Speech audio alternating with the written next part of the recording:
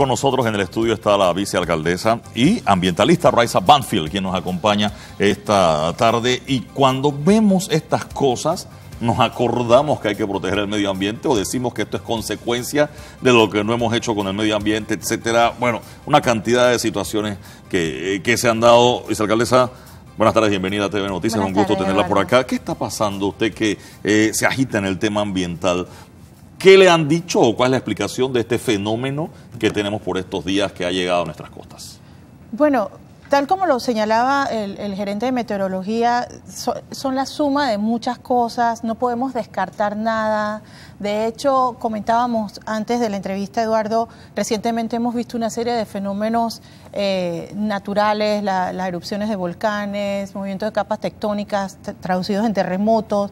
En la naturaleza no hay fronteras ni límites como los establecemos nosotros en nuestros mapas administrativos, todo está concadenado, él explicó bien. También señala, había un estudio de científicos que están preocupados por una masa de agua caliente submarina que puede estar teniendo un impacto en esta movilización del mar, que de hecho, dicho sea de paso, no es considerada una alta marea como podemos tener de 17, 18 Eso voy, pies. Los reportes que se han dicho, mareas de 15 pies, o sea, las mareas, aquí hemos tenido mareas de 18, casi 19 pies en algún momento, y sí, pega, y la gente de Puerto Caimito ha reportado situaciones, pero esto es distinto. Es distinto y sobre todo se vea la fuerza del mar.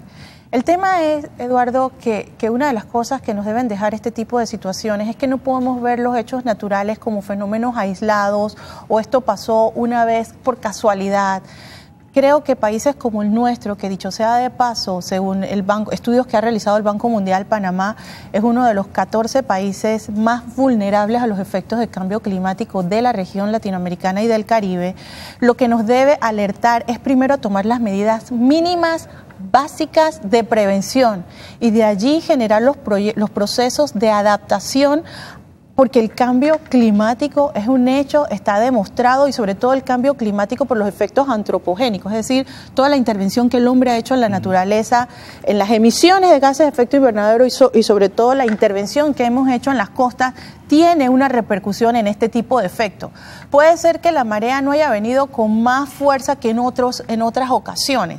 Sin embargo, el hecho que nosotros hayamos desprovisto nuestras costas de manglares, de humedales, que hayamos extraído arena, cuando tú haces castillos de arena, porque ya no creo que tengas tiempo de eso, pero que se hacían los castillos de arena y hacías un vacío para sacar y hacer el cúmulo de arena en otro lado, ¿qué sucedía? Se inundaba esta área, se hacía como un torbellino en ese vacío. Es exactamente lo que pasa en nuestras costas con el movimiento geomorfológico que hemos hecho. Hoy en la prensa veo un reportaje de O'Higgins Arcia y publica una foto de Roberto Cisneros de la playa de Pacora y hay un camión sacando arena. Y entiendo que la playa de Pacora está dentro de los límites de áreas protegidas. ¿Qué está pasando allí? De hecho, él señala la playa de Pacora y el embarcadero de Juan Díaz. El embarcadero de Juan Díaz. Sí, pero aquí es extracción y en el embarcadero es depósito de materiales y de un montón de cosas más.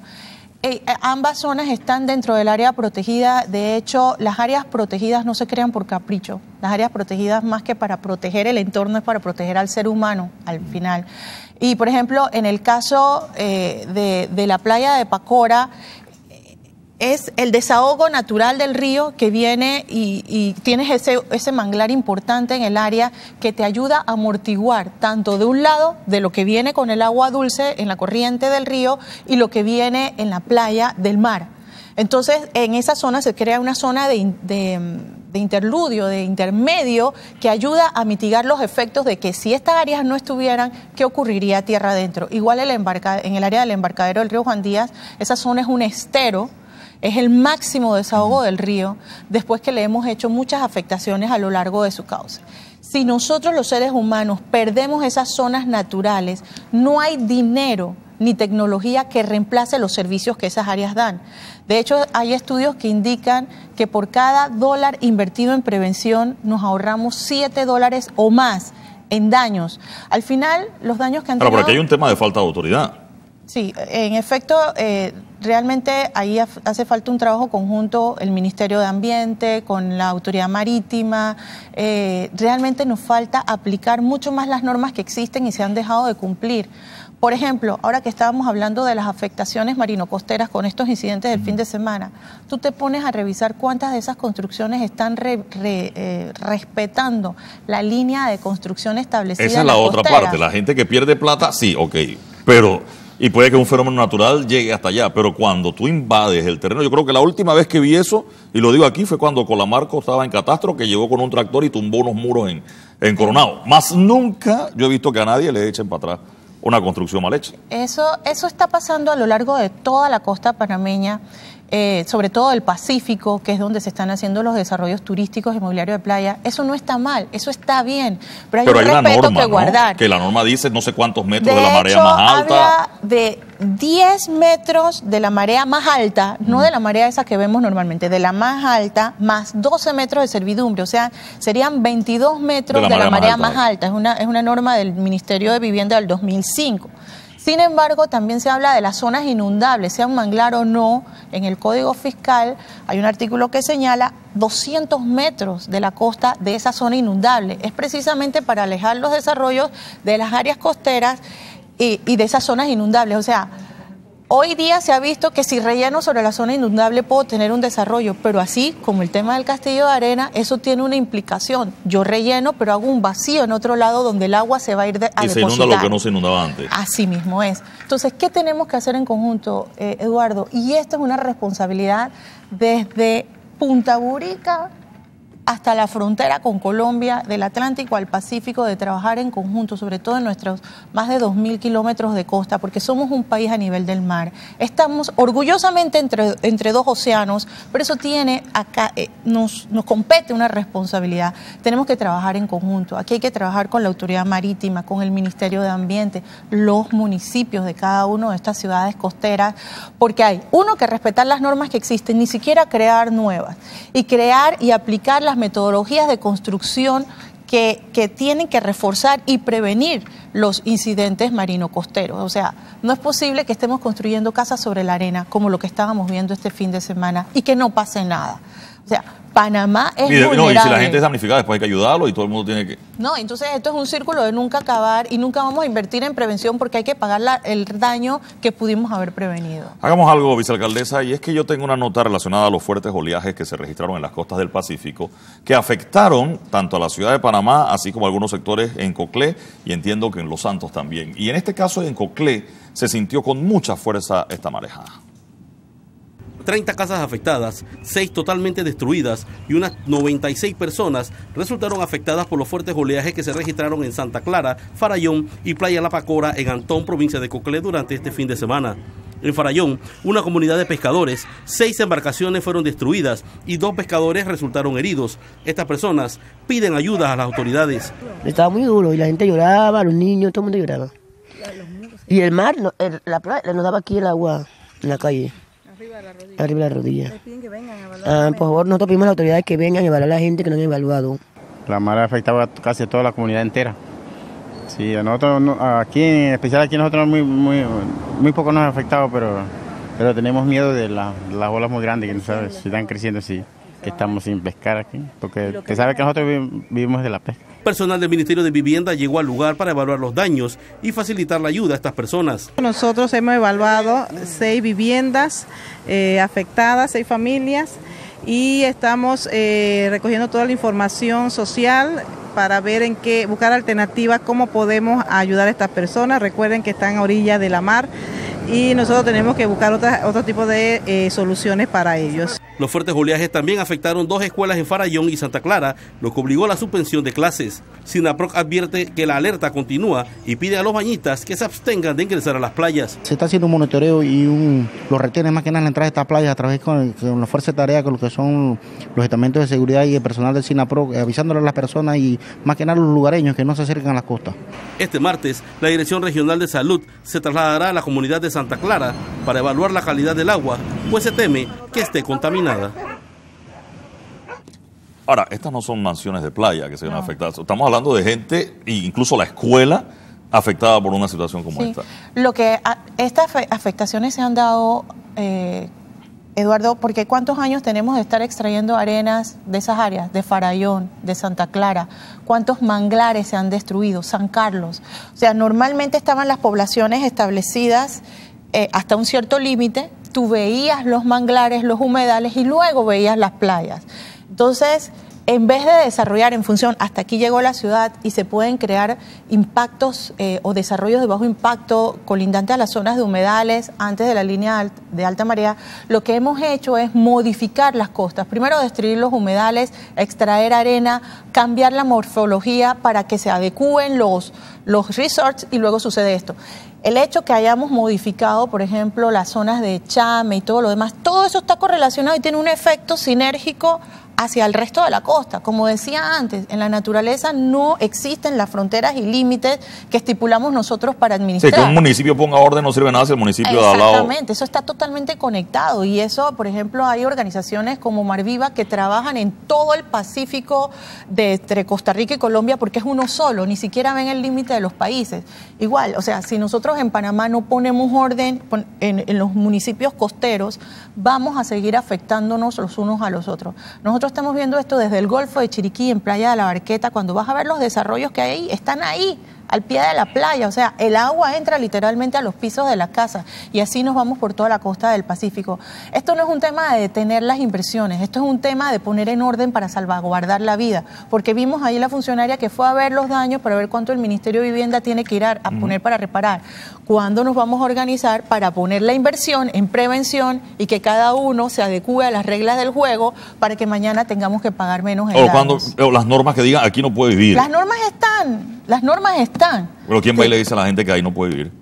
Es que hay que esperar que se lo diga el agua. No podemos esperar que se lo diga el agua. Tenemos que hacerlo las autoridades. Y eso es un reto. Ahora, ¿cómo hacemos para que alguien no me diga aquí no puedes vivir y yo me voy y después entonces hacen una mansión donde me dijeron que yo supuestamente no podía vivir también? ¿Sabes qué ayuda mucho? En otras ciudades han creado, por ejemplo, parques lineales en las áreas donde están las riberas de los ríos, las zonas costeras, de manera que de esa manera hay un uso público del espacio. Es de todo, pero no es de nadie. No es de nadie, se inundan esas áreas cuando hay este tipo de fenómenos, pero se protege de que la inversión privada llegue allí o los invasores informales, porque hay invasores formales también, ¿no? Pero sobre todo me refiero a los informales. Entonces yo creo que es un tema de concienciación. Panamá tiene que empezar a trabajar en resiliencia. ¿Qué es resiliencia, por favor? Resiliencia no es más que la capacidad que desarrollan las ciudades y los países de adaptarse a los riesgos y de prevenirlos. Nosotros no podemos cambiar las mareas, no podemos cambiar el hecho de ignorar el cambio climático o decir que eso no va a pasar. Va a suceder. El tema es qué hacemos para prepararnos a ello. Primero, no podemos ignorar la información. La información existe, tenemos que conocerla, divulgarla y aplicarla. Lo segundo es preparar a la población para ello. Panamá debe tener un instituto de meteorología, como con un estado decente se merece, como todos los demás países, de manera que tengamos alertas tempranas, que tengamos información, y no puede ser solo responsabilidad del Sistema Nacional de Protección Civil. Entonces, una vez que tenemos... ¿A qué somos vulnerables? A inundaciones, a deslizamientos, a temas de incremento de temperatura, desertificación. Entonces nos preparamos hacia eso, preparamos las cosechas para eso, preparamos las viviendas para eso, construimos en las áreas que son adecuadas para eso. Ahora, usted habló de que el mundo no conoce, el medio ambiente no conoce las fronteras que establecemos los humanos. Ahora, Panamá es un país de 3 millones de personas, etcétera, y si nosotros en Panamá nos volvemos los más verdes del mundo, ¿de qué nos sirve si los vecinos o el resto del planeta, Estados Unidos, China, los grandes contaminantes del mundo, no hacen su parte? Bueno, esa es la gente dirá, en Panamá nosotros no hacemos nada, nosotros no sumamos. Tú me estás haciendo una pregunta que se está discutiendo en las cumbres de cambio climático y esa es la pelea eterna. Te voy a dar una buena noticia. Ciudades latinoamericanas nos hemos organizado para trabajar en conjunto indistintamente de las decisiones que se lleven a nivel nacional. O sea, las ciudades podemos tomar decisiones para minimizar los efectos del cambio climático y hacer alianzas estratégicas de región. Recientemente se está dando esto en la región latinoamericana y vamos a llevar a la cumbre próxima de París los compromisos en reducción de emisiones y prácticas para mitigar esos efectos. O sea, si los gobiernos no los hacen, que sean los gobiernos locales. Si al final la vida se da en las ciudades y si las ciudades nos ponemos de acuerdo, eso se impulsa a nivel de los gobiernos nacionales. Eso es muy positivo. Además de eso, Eduardo, yo lo que pienso es que lo que está sucediendo es que todos estos fenómenos que se están dando a nivel mundial están obligando a que los compromisos climáticos sean más fuertes. Ya no ves tanto divagar como se veía antes y tanto evadir. Se están asumiendo compromisos. El tema es que el tiempo no nos espera, no tenemos el tiempo a nuestro favor. Se dice que si en este momento se detuvieran todas las máquinas que generan gases de efecto invernadero, todas en el mundo, las emisiones, los gases de efecto invernadero todavía estarían en la atmósfera 800 años. Entonces, lo que tenemos que ponernos de acuerdo es para reducir, porque si no hacemos lo que corresponde, se va a incrementar aún más. ¿Qué tanto de eso es ya?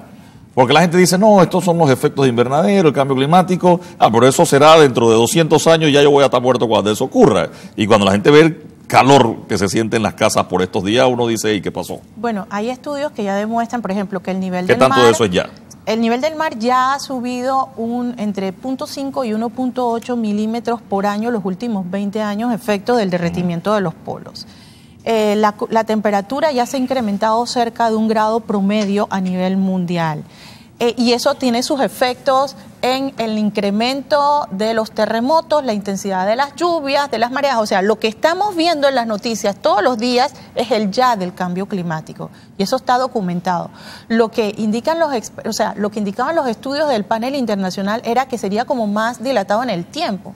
Ya las mismas predicciones no se pueden decir qué tan rápido, qué tan fuerte, lo cierto es que está sucediendo.